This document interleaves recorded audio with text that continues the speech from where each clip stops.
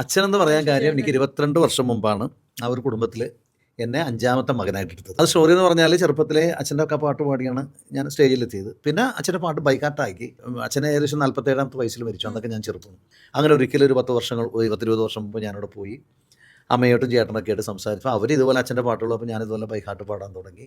അപ്പം അന്ന് അമ്മ പറഞ്ഞു, ഇനി വയലാറെന്ന് പറയേണ്ട അച്ഛനെന്ന് വിളിച്ചാൽ മതി, ഇവിടുത്തെ 5ാമത്തെ മകനെ. അപ്പം അങ്ങനെ എനിക്ക് പേര് വിട്ടു, മനു വർമ്മ.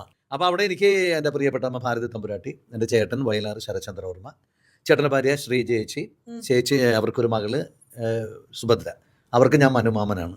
പിന്നെ 3 സഹോദരന്മാർ, ഇന്ദുലേഖ, യമുന, സിന്ധു.